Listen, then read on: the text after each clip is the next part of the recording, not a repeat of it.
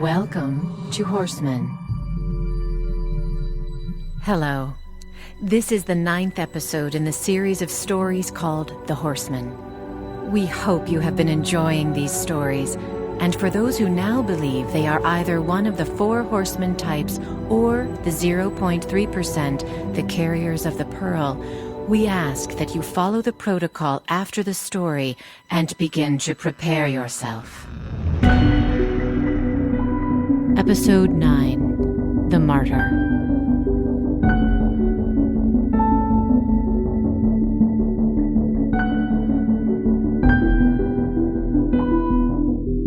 When he opened the 5th seal, I saw under the altar the souls of those who had been slain for the word of God and for the witness they had borne. Revelation 6, verse 9.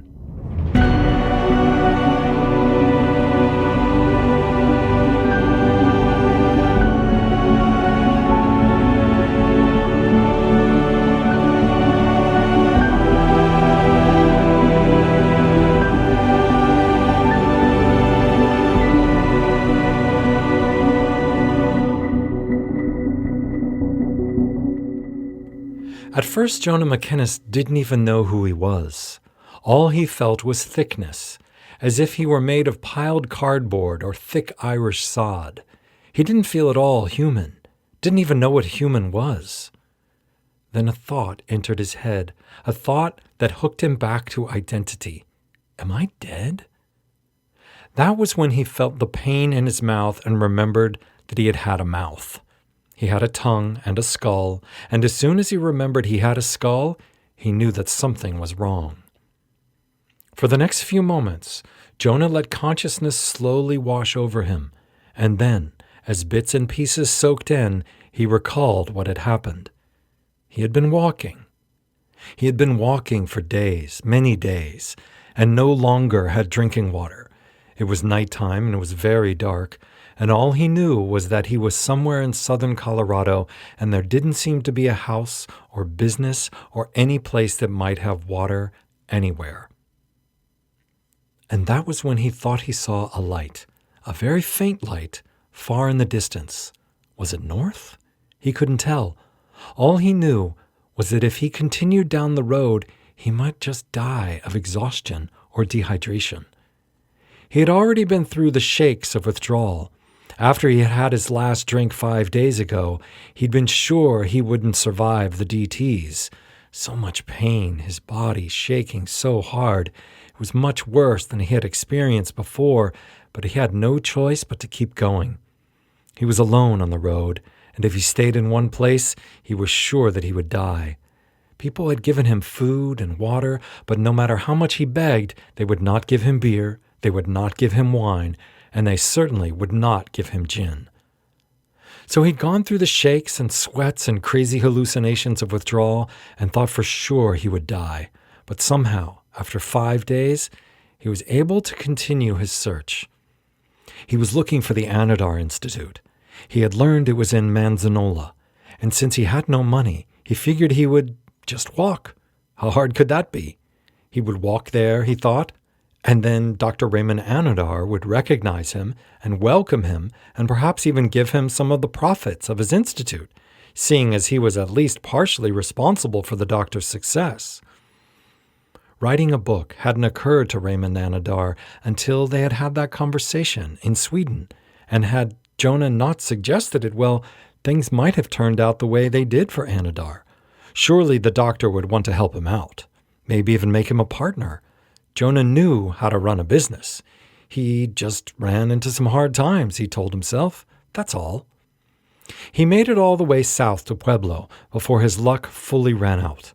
People no longer wanted to give him rides, so he walked, and he walked, and he walked. When he started to get the shakes in Boone, he holed up behind an auto parts store. He stayed there for 4 more days, shaking, puking, and sweating. And after a few days, he was able to sit up and then stand and then walk, and then he kept going. People gave him granola bars and bananas in Boone. He filled his gallon water jug in public bathrooms, and after he picked up a bag of tortilla chips and refilled his jug in Fowler, he began a long stretch of road where there were no businesses, no homes, no anything for miles. As there were also very few trees to give him shade, he decided to camp along the river during the day and walk at night. That way, he wouldn't get too hot and use up his water too quickly. This would have been a smart plan, except that the first day he slept too late and woke in the dark, only to stumble to the bank, fall in the river, and lose his water jug. It was then that he knew he was in deep trouble. He could feel it. After an hour, he gave up on finding the jug and started walking. He was now filled with fear. He was dehydrated and desperately needed to find help. River water would make him sick. It was filled with giardia. And if he got diarrhea, that would be it for him. No, he couldn't drink the river water. So he needed to find a house or get picked up by a car, something. And it was now or never. He needed to get busy, get out of this situation, or this would surely be the end of the road for him. He had walked and walked through the night, and the last thing he could remember was seeing a faint light in the distance and wondering, hoping, desperately hoping, that it was the light of someone's house. So he'd gone off-road, and that was that. At some point along the way, he must have fallen and then just remained on the ground. And now, feeling thick and dry and with the pain that started in his mouth and was spreading throughout his body, he heard a faint sound. After a while, he figured out it was a cracking sound. Then he realized that sound was fire. Could it be that he was on fire? Was it a grass fire? Was he in danger? He needed to get out of there, he thought. So with all his might, he forced his eyes open, even though his lids seemed glued shut. And as he pushed them open, he managed to make a sound. He meant to yell out, "Help me!" But all that came out was a hoarse whisper that sounded more like, "Ah!" "Lie still," said a voice that seemed very close, almost inside his own head. "You're safe. Just rest now." Jonah let his eyes close. It hurt too much to keep them open. Besides, in the short time he had them open, it seemed like they no longer worked. All he saw was blackness. It was perfectly dark, with some kind of faint sparkle on one side, something light, but too blurry to make out. No, he would keep his eyes closed for now, and he would be still, just like the voice said. It wasn't that he felt particularly reassured by the voice, or even compelled to do what it instructed. He was simply too exhausted to do anything else. He fell back asleep. Sometime later, hours, minutes, days, he heard another sound. It was a pleasant sound, a musical sound of someone humming. The voice was cracking a bit, like the fire from before. Whoever was humming clearly didn't have much of a voice, but it was pleasant nonetheless. Jonah listened for a while and then took a deep breath in. He did this not only because he felt like he needed more air, but to give the source of the humming a little heads up that he was about to wake up. But the humming continued. Whoever it was didn't seem too terribly interested in the fact that he was waking, so he decided to open his eyes and figure out what was going on. This was more difficult than he thought. His eyes, once again, were seemingly glued shut.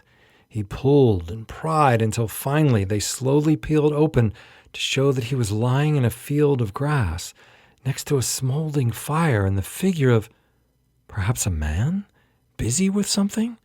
Was he washing dishes? Jonah blinked a few more times and then tried to move. It was as if his body had crystallized or rusted. Every joint was sticky and crusted, and it took a lot of effort to even move his fingers. "Easy now," said the hummer. Jonah paused, wondering if the hummer had anything else to say.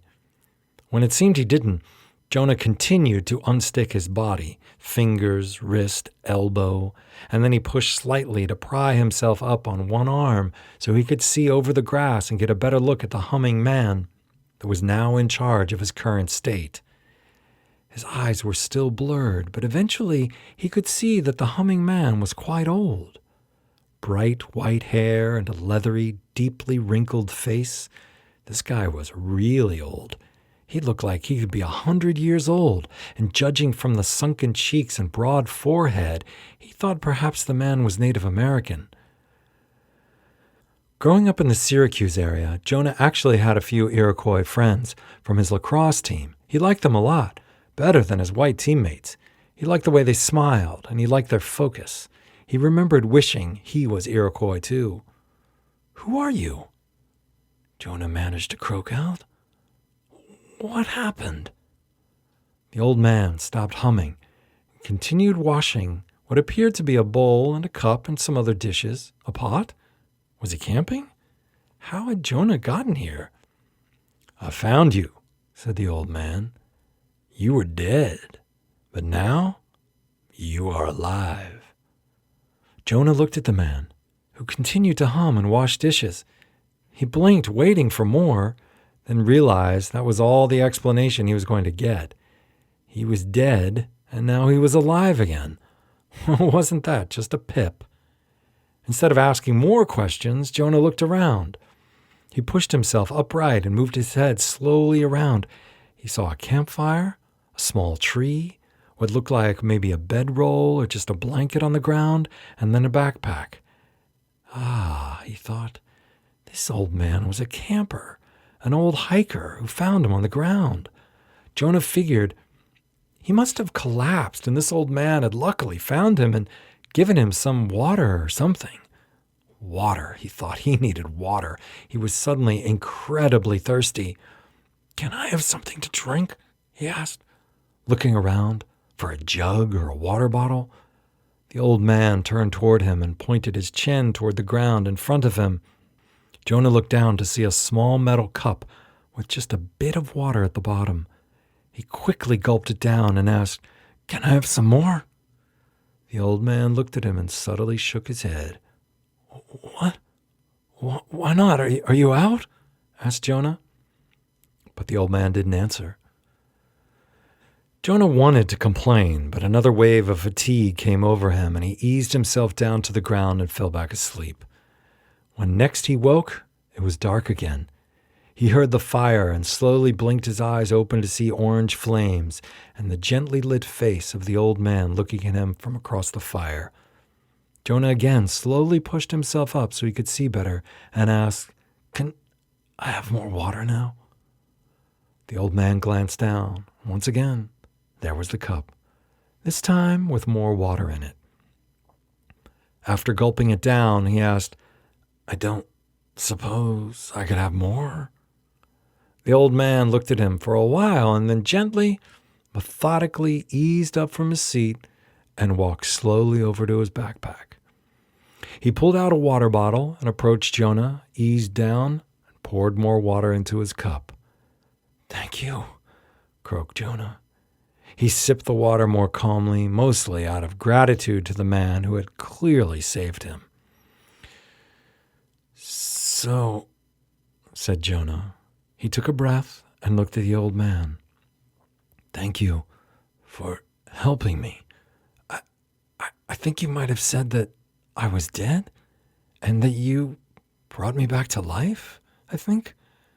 I might have made that up, but whatever happened, just thank you."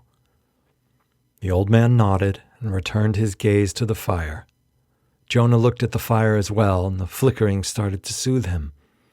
Then he realized that he wasn't in pain. He didn't feel that thick, dry feeling anymore. He was still weak and tired, but he actually felt pretty good. Jonah shifted his position so that he was now sitting upright in front of the fire.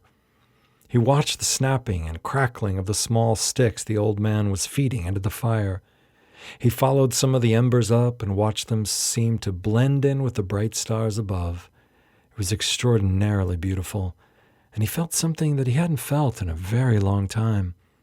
Gratitude. I met a woman, said the old man suddenly. I met her at a dollar store. She was the only person in the store, a young woman, Mexican. She watched me as I looked around. I was looking for another water bottle, this one actually. And I looked around, and she watched me, and she had a curious look on her face, like she wasn't really there, like she was actually somewhere else. It was a faraway look that a person might have when remembering something important from the past.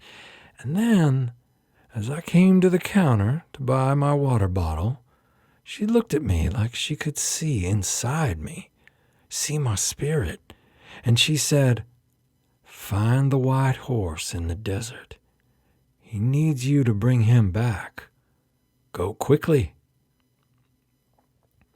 She told me a few other things too, and then, a minute later, the woman's expression changed. This young Mexican, it was like she really arrived, back from wherever she'd traveled in her mind or in her soul. She smiled at me, and I realized that she had no memory of telling me those things about the white horse. So I bought the water bottle and left. But instead of walking Route 50, I felt I should head along the river. I walked a while until I saw some turkey vultures flying overhead. Something was dead, I thought. Could it be the white horse? And that's when I found you. Jonah looked wide-eyed at the old man, trying to process what he'd said. White horse? What did that mean? And why did it sound so familiar? Like it was a nickname or something. Finally, he asked the old man, what did you do? Well, you were dead, so... The old man didn't finish his sentence. He seemed to be troubled by something. Dead? Like, you mean almost dead? Said Jonah, like I was dying from dehydration? Dead, repeated the old man. He sighed. You were dead, so I reached inside of you and I brought you back. It took a long time, 3 days, but now you're back, and I think maybe we need to go somewhere. I don't know. Jonah watched the man for a while and then scratched his cheek. I don't think, he said cautiously, that you can bring people back from the dead, but anyway, thanks again for helping me. You can't live your life like you have been, said the old man with a dark expression that surprised Jonah. Sorry? He asked quickly. What are you talking about? You have to stop lying, the old man replied with a stone face and chilly tone. You have to stop thinking only of yourself. All of it needs to change, and you can't drink any more, said the old man with a seriousness that was unnerving. No booze, no pills, nothing. I brought you back because the Mexican lady told me to. I think because there is something you need to do. Jonah began to tighten. He didn't like this kind of talk. He did not like it when people told him what to do, and he did not like this old man's cool tone or his accusation. He was about to point his finger at the old man and tell him to mind his own business, when the old man suddenly reached out his hand and grabbed something from the grass. Shocked at this sudden movement, Jonah pulled back and said, What are you doing? Scorpion, said the old man, tossing the creature into the fire. I hadn't seen any around yet. Should have dusted first. Then he gently stood up, grabbed a couple handfuls of dirt, and started tossing it on either side of himself, creating a faint fog of dust. What are you doing? Asked Jonah, who now wondered if the old man might be insane. Dusting, he said. Scorpions hate dust, and they'll clear out of this area.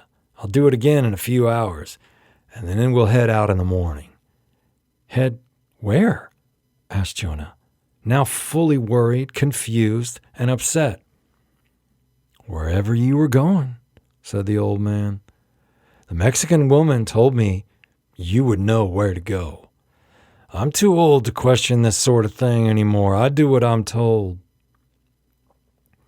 Jonah watched the old man toss more dirt this way and that until they were surrounded by a haze of dust. Jonah covered his mouth and nose with his shirt and asked, "Who are you?" "Nolan Blackhorse," he answered. "And for 85 years I've been wondering what I had to offer the world other than pain and sorrow. At least now I can say I helped another wanderer, a wanderer who, I guess, has something important to do and somewhere important to go." And with that, the two men were silent.